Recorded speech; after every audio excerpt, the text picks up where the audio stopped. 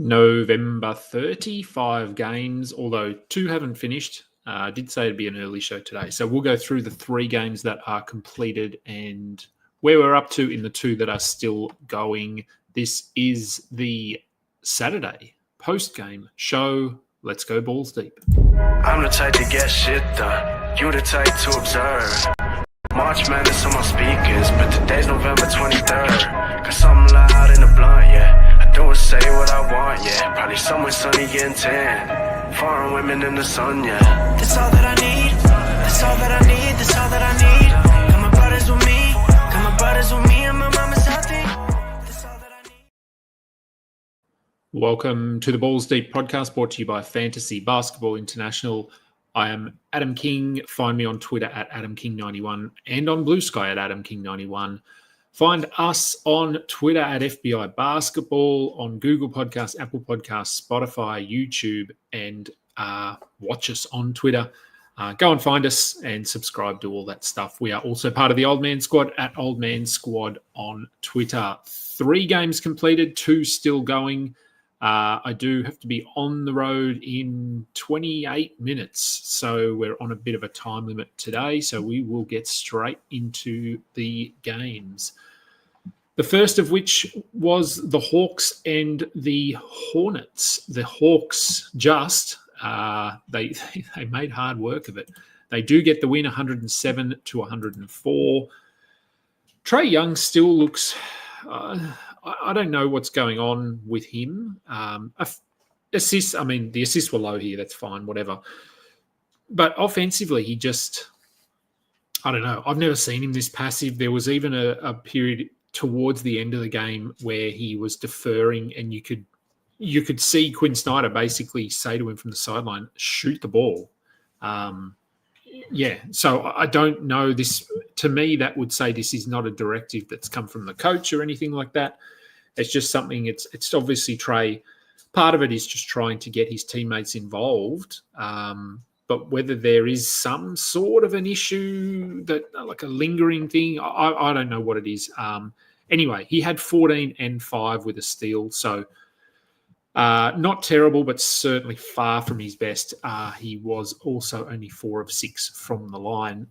Dyson Daniels, 8 points. Yeah, points have been a little bit up and down lately, but he had 5 rebounds, 3 assists, 2 steals. So still getting it done on the other end of the floor. It was Okongwu outplaying Capella in this game. So good luck knowing who is going to be the preferred option from one game to the next. It was Capella in the last game. It was Okongwu before that.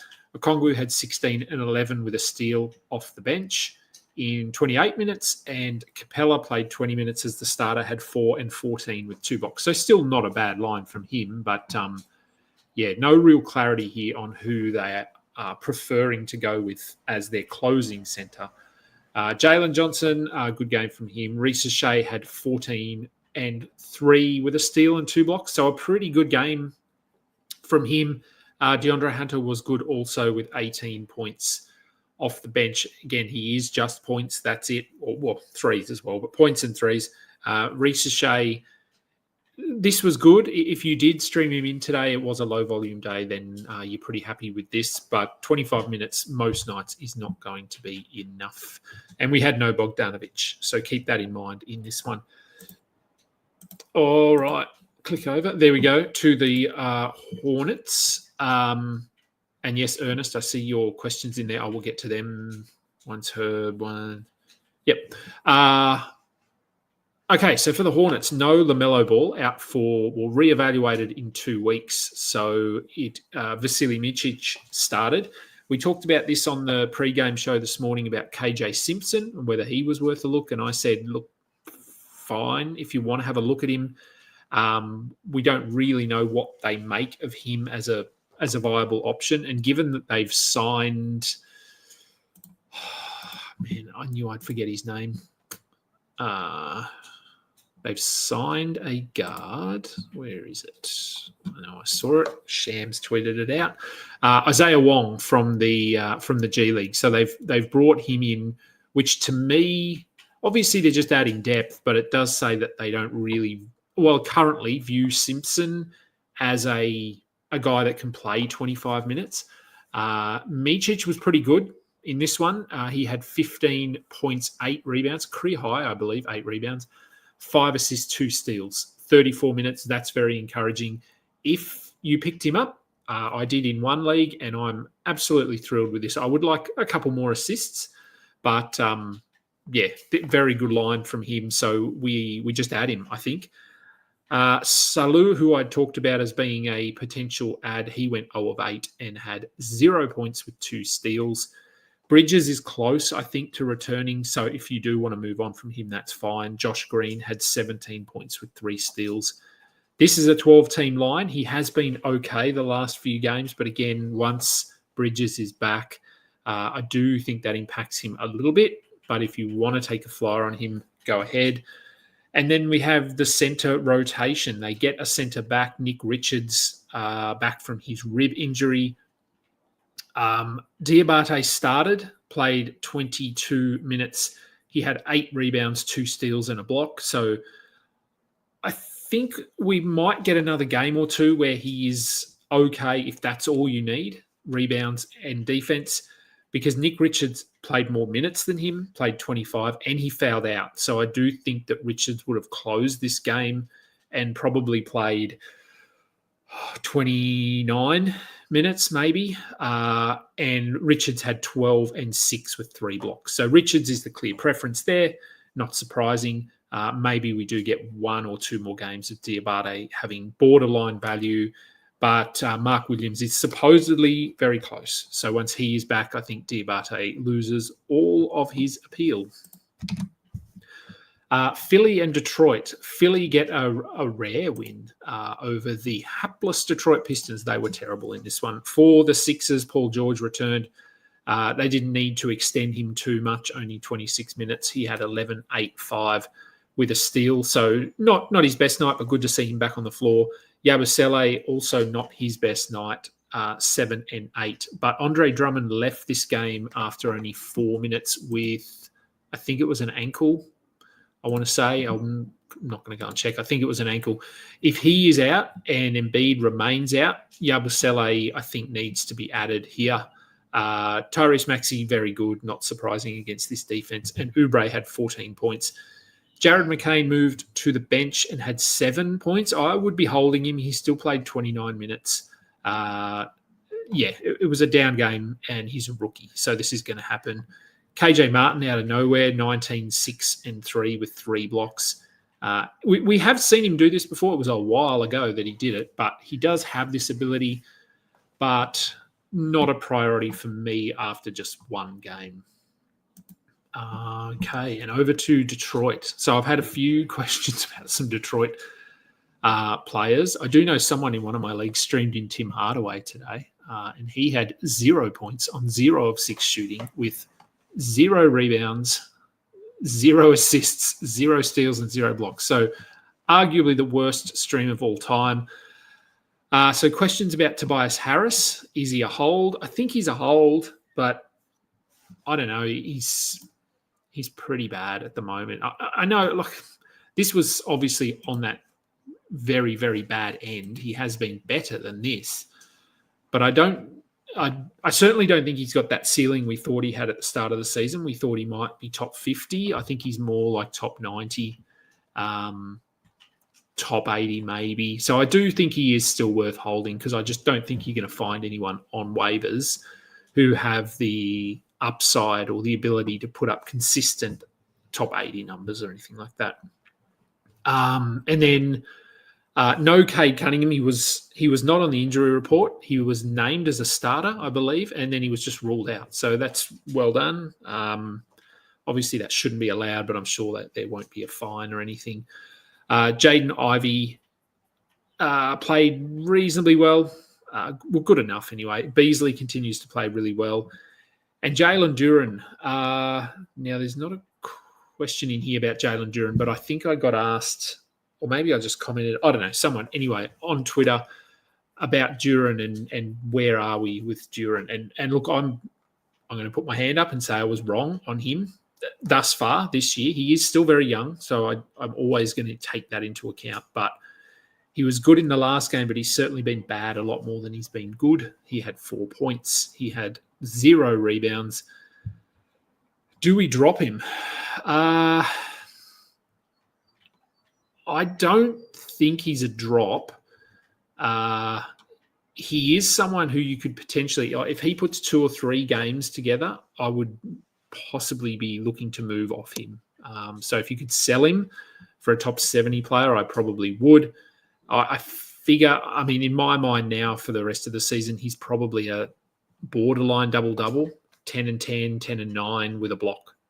And that is easy to stream. So I don't think you have to hold him, but I would certainly only be dropping him for someone that has a pretty good shot at top 100 value for the rest of the season. Isaiah Stewart, another bad game, 6 points, 2 blocks in his 15 minutes.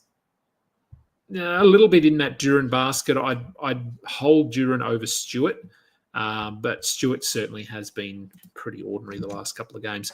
Washington and the Bucks. The Bucks get the win finally, 124-114. Washington, credit to them, they kept it close.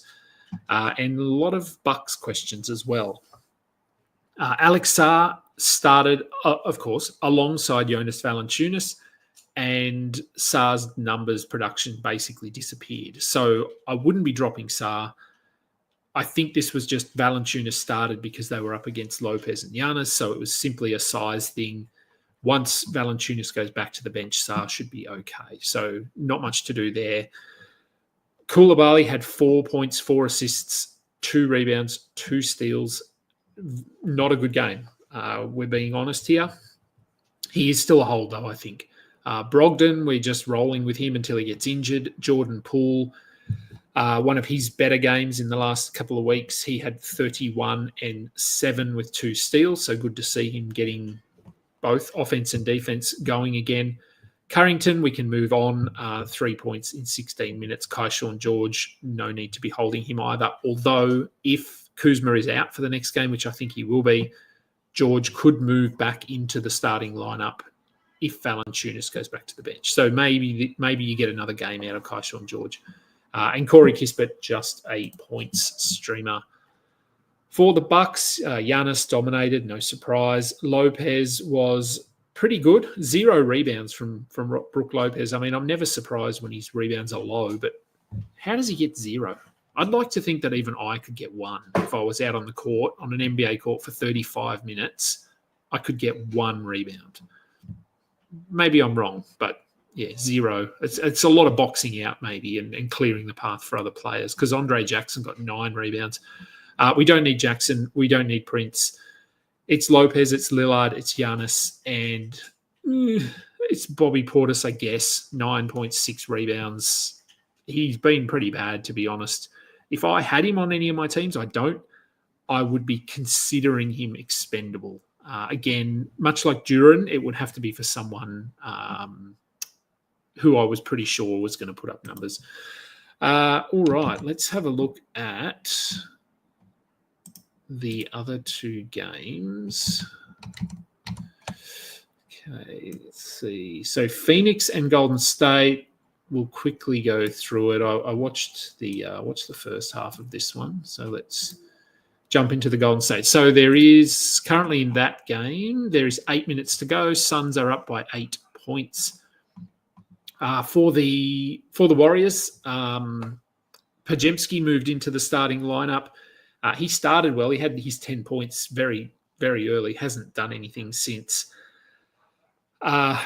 Trace Jackson-Davis, I know he's starting. No need to be rostering him at all. Buddy Hield, again, pretty mediocre when his shot's not falling and when he's not taking a ton of shots. He just has nothing to fall back on. I think he is a hold, but honestly, you're okay to move on, I think. Same goes... what happened there? Same goes for Jonathan Kuminga here. He has currently 4 points in 10 minutes. So he was good in that last game as a starter, but if he's going to come off the bench and play 15 to 18 minutes, I don't think we need to be holding him. For Phoenix, Bradley Beal was ruled out. I think he was probable and then downgraded to out. Nurkic also sat this one out. So Plumlee got the start. Grayson Allen got the start. We know when Beal is out, we stream Grayson Allen. He has 17 points currently. Plumlee, you can stream him in for rebounds. He has 6 of those with 2 blocks, so that's always nice from him. And Royce O'Neal is the other one we're looking at there. He currently has 11 points, 2 rebounds and 1 assist, so not his best night, but I think he'll just be one of those potential ads all season long. And the last game, which is the one I was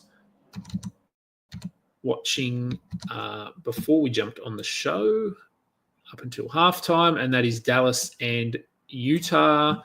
So where are we at with that one? 6 minutes left in the third quarter. Dallas up by 7. They did get out to a pretty big lead early, and Jazz pulled it back thanks to some impressive play by Walker Kessler. For the Mavericks, still without Luka, he was doubtful, but he was probably never really going to play in this one. Quentin Grimes started this one on fire. He had 17 points very early. He currently has 21, which I think matches his career high, maybe. 5 threes. He just couldn't miss for the first little bit. So nice if you streamed him in. Derek Lively started this one well. He's plateaued a little bit. 6 points, 7 rebounds. Yes. Sorry, I'm reading comments. Najee Marshall also someone who had been playing really well. And this had to come. He's 1 of 5. He has 3 points. I would probably hold him a little bit longer. Even if Luka comes back, I do think Najee still has a role here for the foreseeable future anyway. Dan Gafford has played 13 minutes, has 3 and 8 with a steal, no blocks. As long as he gets to 18, 20 minutes, we're holding on to him. And Dinwiddie, who I talked about as a assists streamer, has 5 of those. And for Utah, I said Kessler.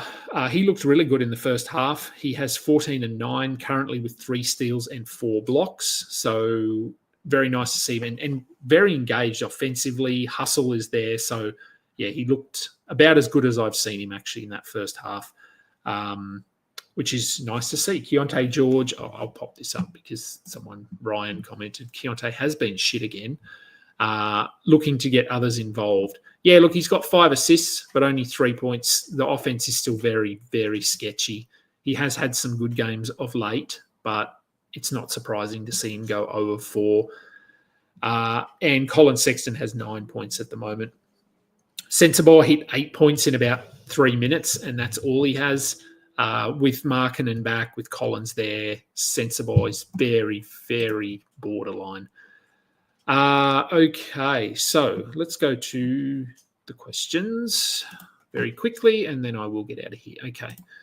So, Ernest, do we see Herb as an easy top 100 rest of season in a punt threes build, deciding whether to put in a free agency bid, $10-ish for Herb, and stash on my IL to activate DeRozan? Would have to drop Keontae.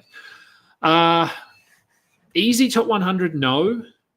Top 100, probably, but his value is basically all tied into one category, and that's steals. So if that's what you need, then sure.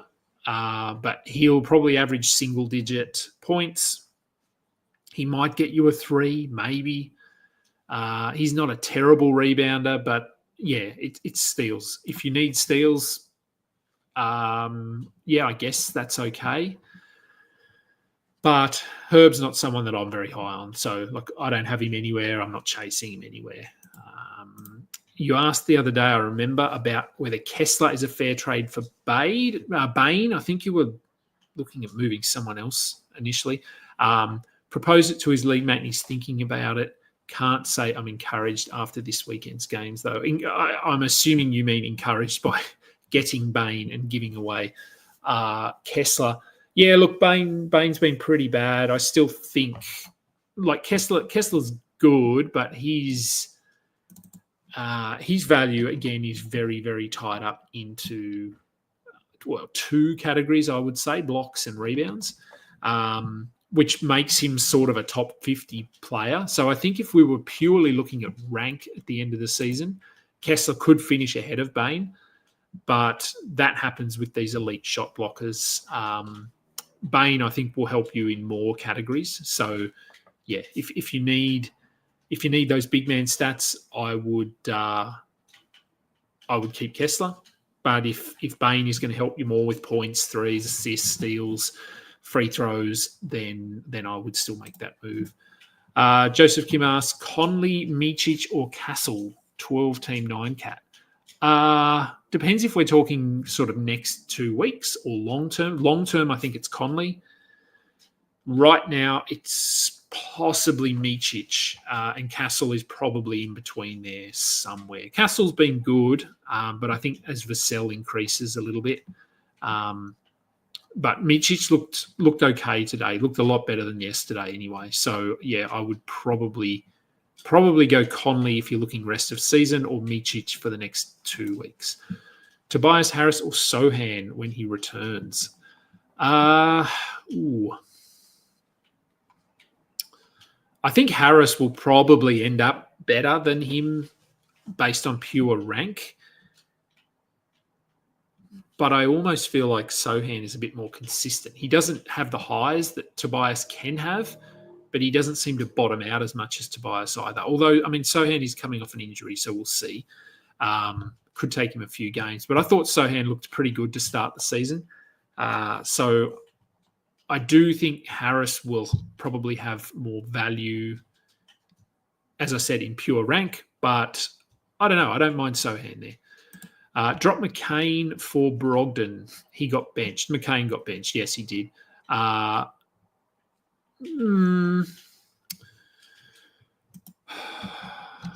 Brogdon's very short term. That's the issue here. Sorry, I'm just going to the Washington box. What am I going to Washington for? Philly, I mean. Where are we? There's Philly. Okay. So, yes, they did move McCain. I think McCain comes back into the starting lineup, to be honest. Drummond went down here.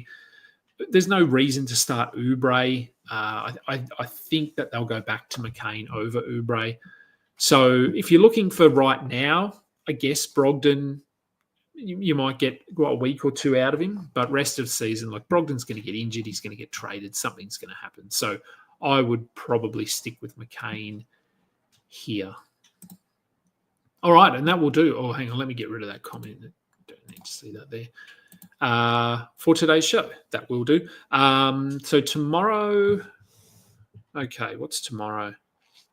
So there might be a pre-game show.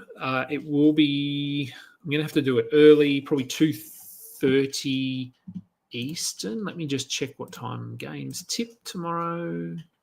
Oh, yep, that's okay. So first game tips tomorrow at 3:30 p.m. Eastern in the States. So I will probably do the pre-game show at around 2:30, maybe even 2:30. So it'll be early, 6 a.m. here, my time. And then the post-game show tomorrow will come a little bit later because I sadly have to work. So it will come later than this, but after the games are finished, of course. But that'll do. I need to get going. Thank you, everyone, for listening. I am Adam King. This has been the Balls Deep post-game show. Until next time, catch up. You just listened to another episode from the Fantasy Basketball International Podcast Network. Thanks for joining us. And for more information about joining our community, please check out our website at fbibasketball.com.